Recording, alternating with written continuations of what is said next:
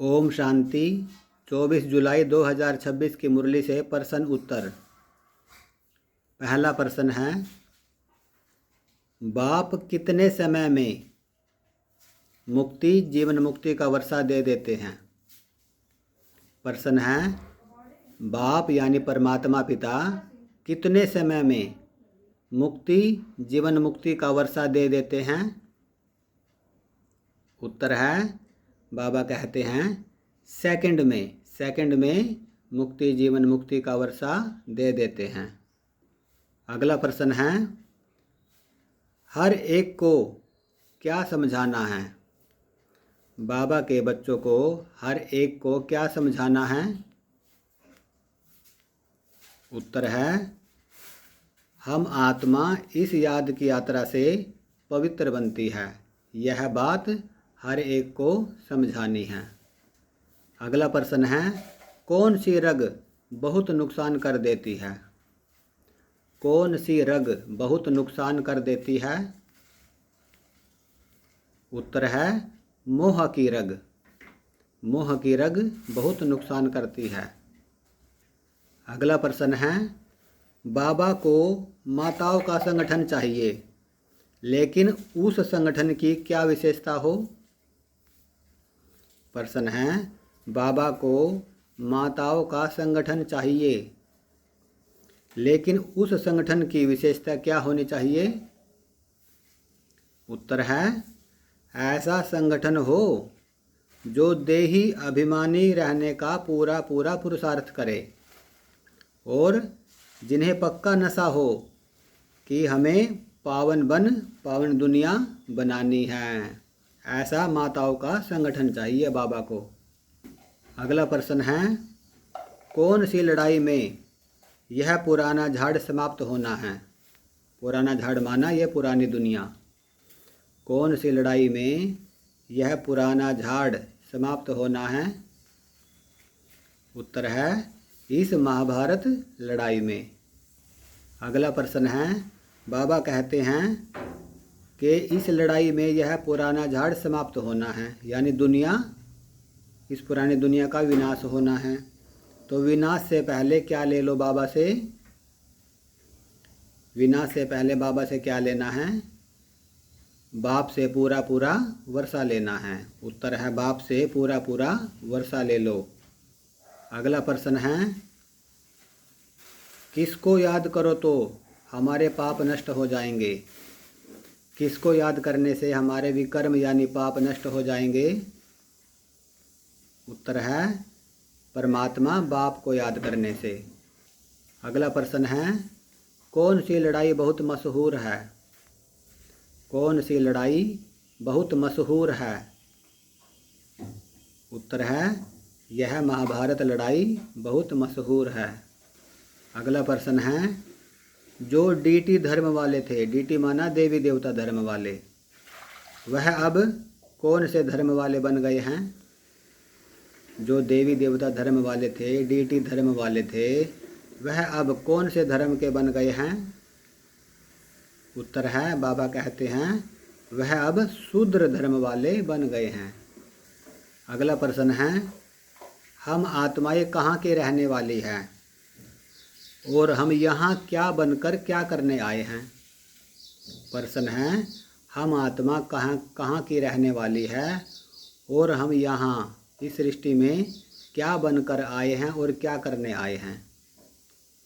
उत्तर है, हम आत्माएं परमधाम से आई है, आत्माओं की दुनिया से, और हम यहाँ मुसाफिर हैं और अपना कर्म यानी पार्ट बजाने आए हैं।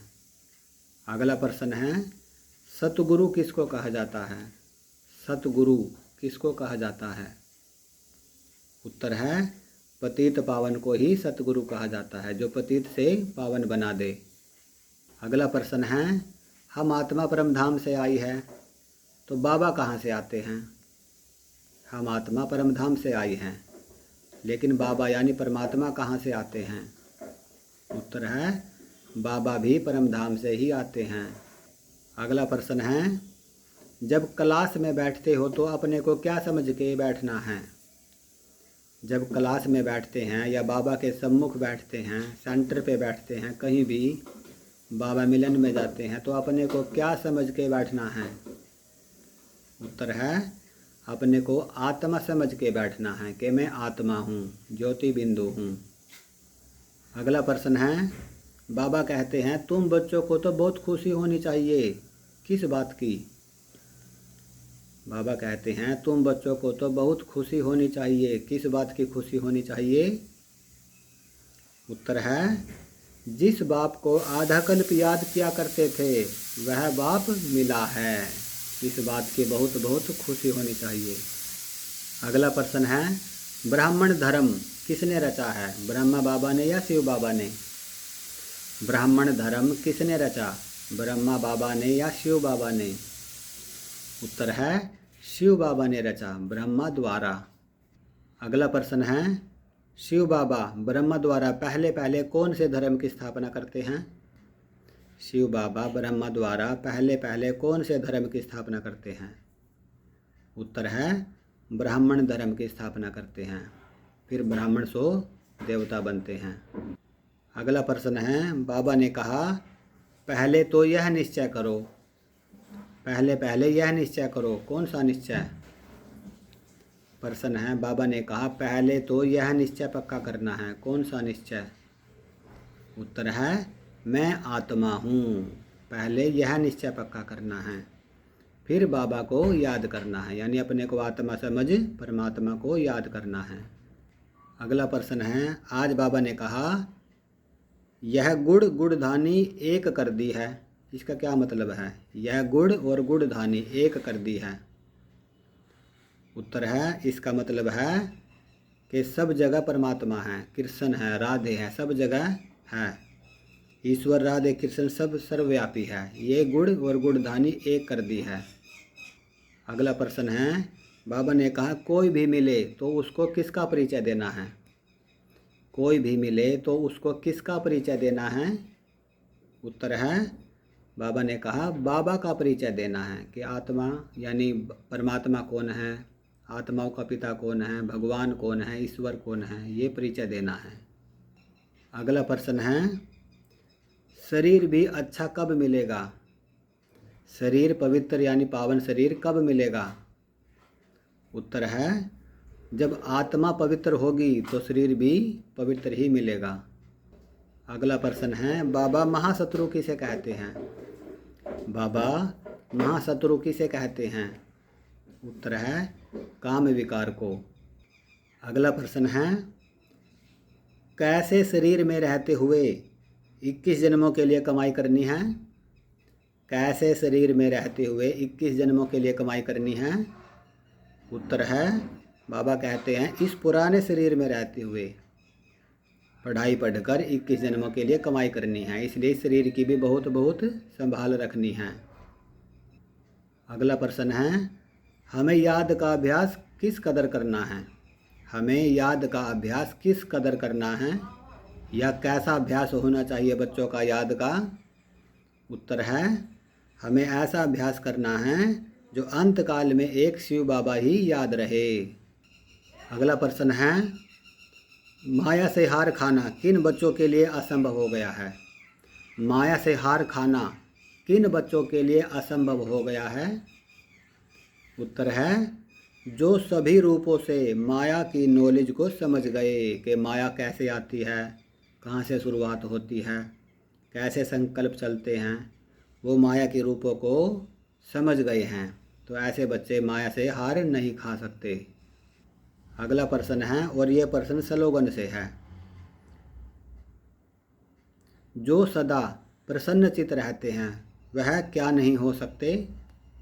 जो सदा प्रसन्नचित यानी खुश रहते हैं वो क्या नहीं हो सकते? उत्तर है जो सदा प्रसन्नचित रहते हैं वह कभी प्रश्नचित नहीं हो सकते, यानी उलझनों में नहीं फंस सकते।